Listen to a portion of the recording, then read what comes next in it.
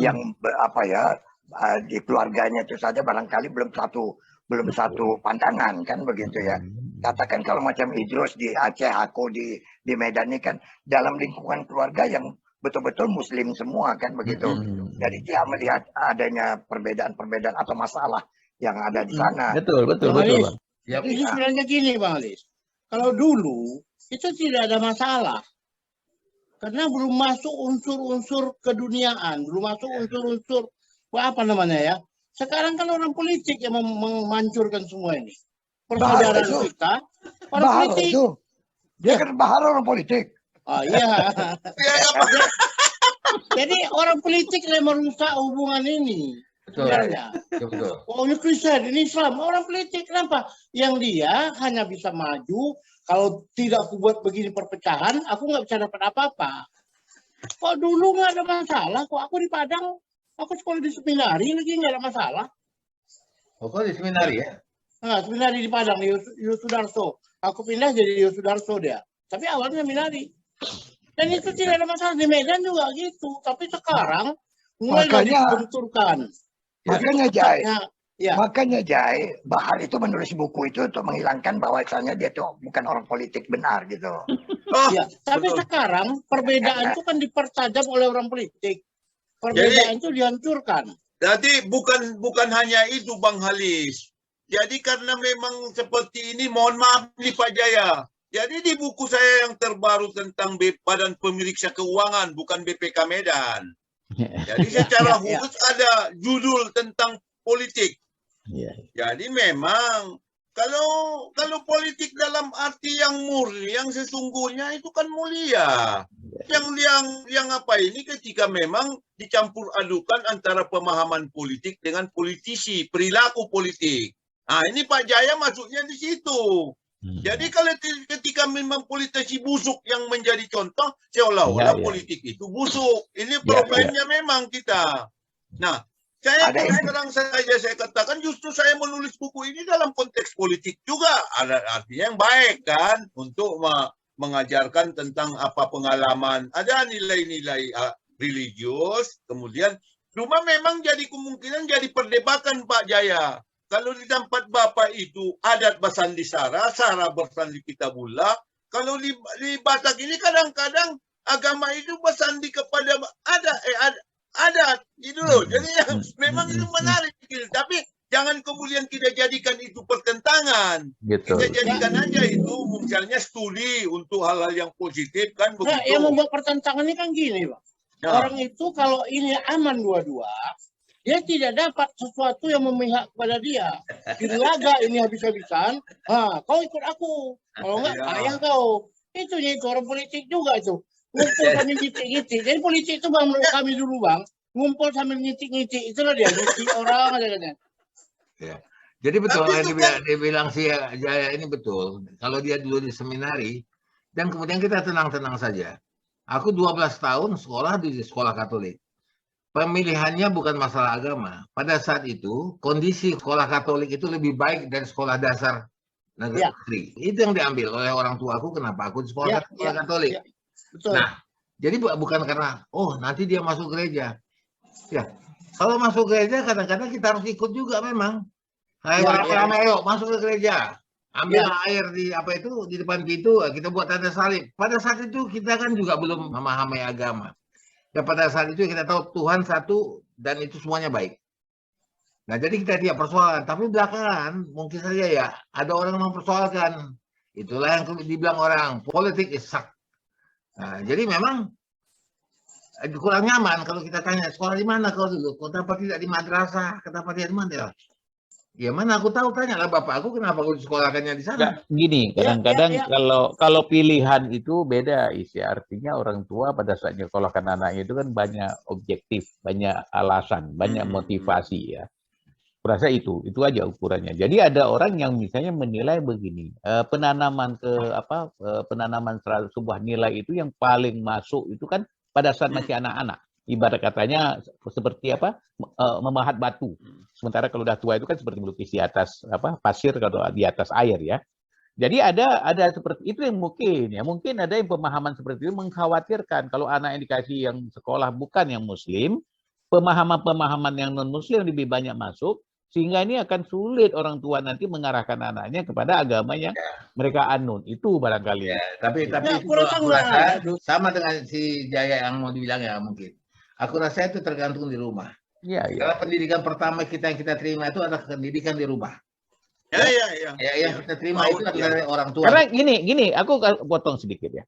Aku ini nggak terlalu kuat juga lah pengetahuanku terhadap agama, walaupun tapi karena kesadaran itu, anak-anakku memang aku sekolahkan di sana, misalnya dari kecil, misalnya di Al-Azhar, kemudian sempat kukirim ke Gombak di International Islamic School di Malaysia. Tujuannya apa? Ternyata begitu dia pulang, aku tidak perlu capek-capek, bahkan dia lebih pintar dari aku dalam pemahaman itu. Mungkin itu. Jadi aku sendiri yang kayak kau bilang tadi, aku sendiri nggak punya kemampuan untuk membuat anak itu menjadi seperti apa yang kuharapkan. Mungkin Jadi itu. begini terus. Sekolah Katolik aku 12 tahun. Ternyata aku kan pulang sekolah 3 kali seminggu. Aku punya guru ngaji. Dan itu diajarin di rumah. Dan cara kita sampai sekarang masih Islam. Maksudnya memang itu. Dan kemudian macam sekarang banyak orang merasa wah kau sudah agak miring Islam kau. Enggak. Islam itu lain. Itu sudah seperti takdir yang kita terima bahwa lahir dari wanita Muslim maka kita adalah Muslim. Itu yang aku pakai. Jadi begini, ada hal yang lucu sedikit. Mungkin agak joke, tapi agak miris juga. Jadi aku punya banyak teman, ya Bang Halis ya. Jadi adalah 2 orang wanita dari Australia. Orang Indonesia tinggal di Australia. Ketika dia balik ke Indonesia, udah tinggal bertahun-tahun, dia telepon aku. Kita ketemu dulu hari. Aku bawa wine buat kau. Kami duduklah di Hotel Hyatt. Duduk di situ. Nah, di situ mereka memberikan aku itu. Nah, aku kebetulan jalan sama satu ustadz, kawan aku. Ya, kawan dekat aku berdiskusi ini ustadz ini. Ya. Jadi mereka berdua. Jadi karena kita berkawan lama, dia bilang begini, cobalah kalian pertimbangkan. Nah, dia bilang, sorry Hari, kami ingin mendoakan kau. Kenapa? Karena kau orang baik, kau berkawan sama kami. Aku bilang, ya kalau orang mau berdoa buat awak, silakan aja lah kan. Nah, mari kita berpegangan tangan. Berpegangan tangan lah kami. Nah, kawan aku yang ustadz ini tak mau. Dia aja, enggak. Ya, kami bertiga lah pegangan. Kemudian ketika itu kami duduk, perempuannya bilang, oke. Dimulailah dia berbahasa Inggris dalam berdoa. Dear Lord, ya Dear Jesus, kami doakan agar kawan kami ini hari ini murni. Mereka tutup mata. Aku sambil pegangan tangan, ku lirik kawanku. Dia bilang, jangan. Dia bilang, nah, kuat kali dia. Nah, begitu bubar, marah dia. Dalam pulang ke Bogor di perjalanan, dia marah. Jangan mau berkawan sama orang itu, katanya. Kenapa? Mereka bermaksud untuk mengkristenkan kau, katanya. Aku bilang, dahsyat kali kau punya pandangan. Iya. Aku bilang mana? Jadi aku kayak bercanda tapi agak ada wisdom di dalam kalimat aku. Aku bilang, sorry ya, aku bilang. Manalah mungkin aku 5 menit, terus aku pindah agama. Diajaknya aku berdoa 5 menit, terus aku pindah agama. Maaf cakap aku bilang. Dari kecil bapakku, keluargaku, mendidik aku sebagai Islam. Belum juga aku jadi Islam yang sesungguhnya. Ya kan? Belum kita jalani secara Islam sesungguhnya. Jadi jangan pikir 5 menit bisa mengganggu kita. Karena ini sudah. Jadi mungkin bukan itu tuh yang dimaksud. Istri aku agak perlu meluruskan juga persoalan udah sampai ke tingkat ini ya. Jadi gini, benar kayak kau bilang udah dari kecil sampai sini belum juga Islam. Artinya udah begitu ya. Sesungguhnya ya, pakai kata sesungguhnya. Ya seutuhnya ya. Artinya tidak begitu gampang kayak orang balik telapak tangan terhadap ya, betul. Tapi ingat kalau kita memahami Islam, apalagi Ustadz ya, dia tentu banyak tahu.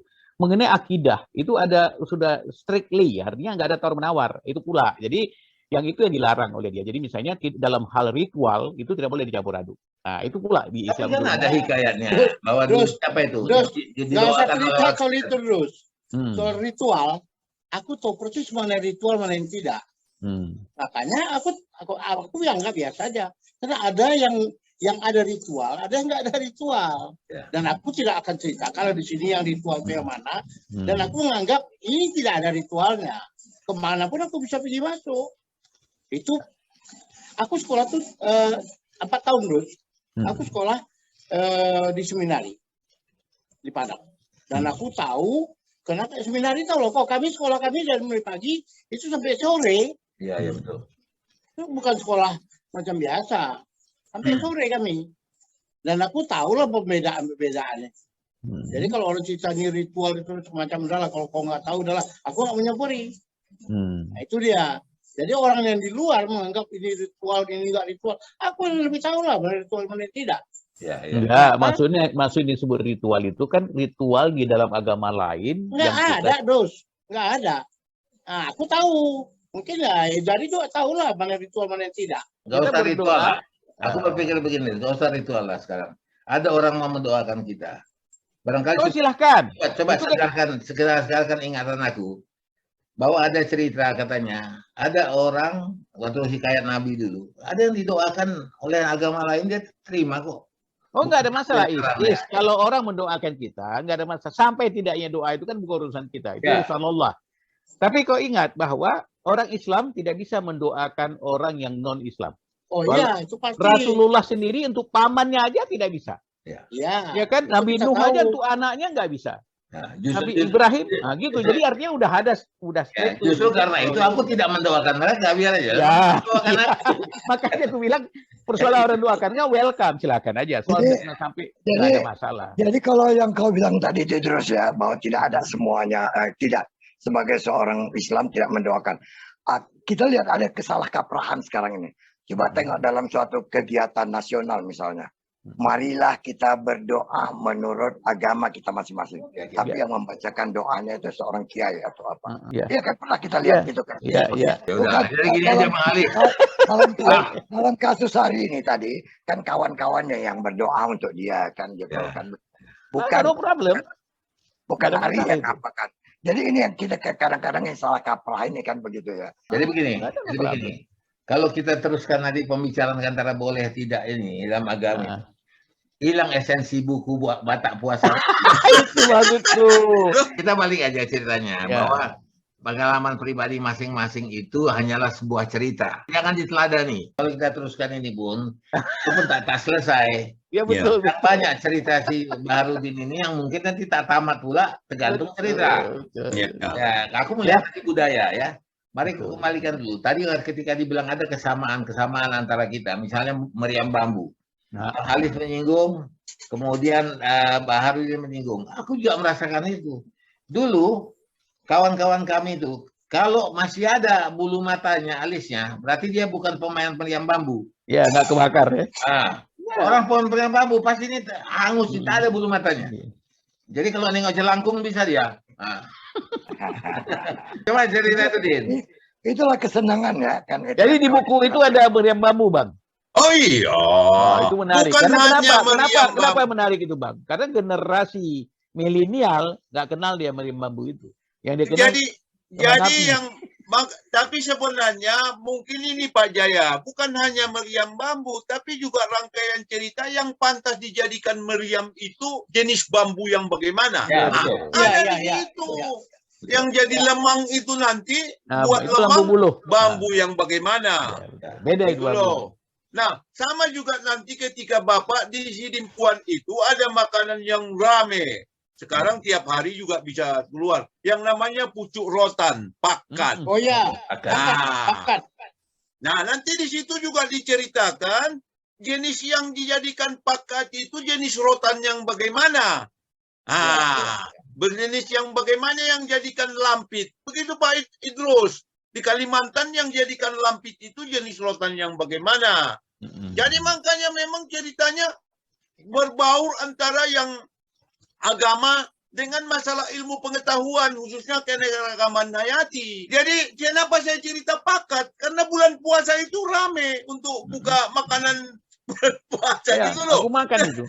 Oh, di Medan ada Bang, aku tiap puasa makan pakat juga. Oke. So, kalau sekarang mah bukan lagi bulan puasa, hari biasa pun sudah dijadikan bagian dari holat. Saya coba mengapa buku ini kemudian menjadi seret membacanya? Kalau yang dia pikiran dia anak-anak IAIN, bagaimana sahur, bagaimana ayat-ayatnya memang tidak kalau sahurnya atau berbukanya ayatnya sepintas disebut, ya betul, tapi aspeknya amat luas banget. Jadi kalau dibuat sebagai basic daripada ilmu pengetahuan ini sebenarnya makanya banyak orang kurang tertarik.